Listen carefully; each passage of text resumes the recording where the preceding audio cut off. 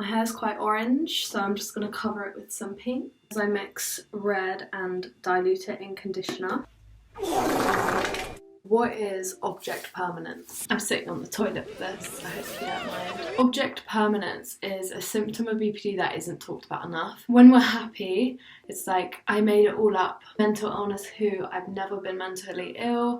I'm cured. But for example, if we're sad, we forget that we're ever happy. We go into this deep, dark depression and we feel like there's no hope, can't see ourselves ever being happy, and when we're low, we're really low, we don't remember being happy, and when we're happy, we're really happy, we don't remember being sad. Object permanence or object consistency is the understanding that objects exist when they can't be observed. Emotional permanence is understanding that emotions exist when we're not being submerged in one. I decided I'm going to stain my hands because it's too loud. It's so loud, I hate the crinkling. It's probably a big reason why we need quite a lot of reassurance, and we need to remind ourselves a lot that our emotions are temporary and you will feel happiness again. Obviously this can come into relationship factors as well. This might be a reason why we need reassurance other than fear of abandonment. So people with BPD have difficulty recalling emotion when it's not there in the moment, as we talked about. For example, love. If we're not with our significant other, it can feel like the love is gone if there's some distance between you guys. Emotional permanence and having a lack of it catches us in this depression cycle. So the person goes away for a while and we need reassurance, and we're so annoying, we're like,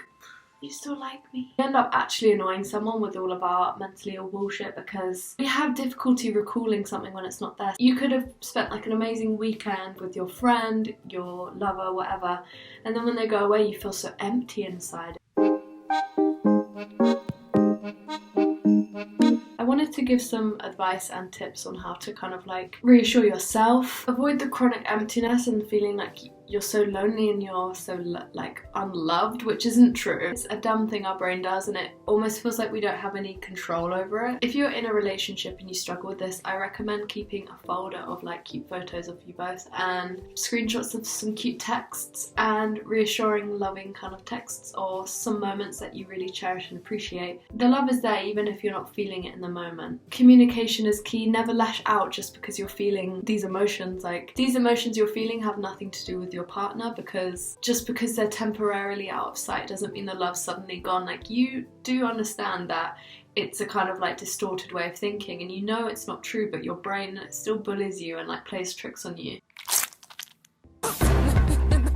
If you're feeling lonely, like, don't just stay in your room, go and connect with other loved ones, your friends, go meet your friends, go talk to your family if you have a good relationship with them. Distract yourself, watch movies, do something nice for yourself or do something nice for others, like make a cup of tea for a loved one. Learn to love alone time, and if you're an introvert or you have social anxiety, you probably already do love alone time, but just be comfortable with yourself and learn how to be comfortable in your emotions. Don't be scared to reassure yourself. Tell yourself you love yourself. I know that's way easier said than done, but maybe just fake it till you make it. Give yourself these pep talks because no one else is going to do it for you. Just be like, you're loved even though you don't feel it right now. Like, you're loved. Be comfortable with your emotions even when they're painful. Healthy coping mechanisms, and when you're feeling those emotions, that's the best time to practice self-compassion and to do something nice for yourself. If someone wants to spend time with someone else, you shouldn't take anything like that personally. If someone does want to put a boundary in place, you need to respect that. Distance, time apart or arguments can obviously trigger self-doubt. You don't have to be mentally ill to feel that. Once these childlike painful feelings subside, we feel guilty and blame ourselves, but that doesn't help anyone. You should only feel guilty if you actually caused harm to someone, but for many of us we internalize these feelings of shame.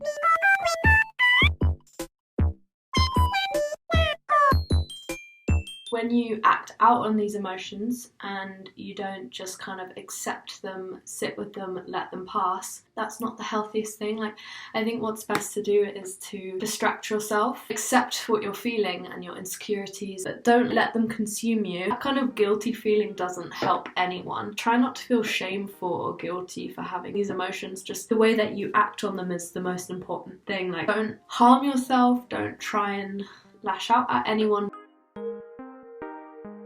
We don't need to be with someone 24/7 to know that they care. What we need to do is have a mental image of what that love kind of looks like, to remind ourselves that just because it's temporarily out of sight, it doesn't mean that we're not loved or that we're not supported. Absence doesn't mean abandonment. If you've had unavailable carers in your life, that comes from a real fear, and it's based on trauma, anxiety and experience. But if you're with a loving, trustworthy partner, or if you haven't ever had these experiences in your life, there's no real need for this anxiety. Sometimes it can't be helped and you just feel it. I'd encourage you guys to communicate your emotions sincerely and clearly. Work together with your partner. Be reciprocal and supportive, because it goes both ways. Insecurity, self-doubt. You have to be careful that you don't assume people hate you. Look at that yellow. So when we assume everyone hates us, or our friend hates us, or our partner hates us, based on paranoia and object permanence, falling into assuming this, it makes us self-isolate, self-sabotage, it might make us avoid people, or it might make us be needy. So we need to remind ourselves that our value doesn't depend on the opinions of others. These feelings will pass. Feel your feelings, because your feelings are valid. Your following behaviour may not be. Like, we still are in real pain even if it's over something small. Take some time to let these feelings pass, because they will pass without acting out on them.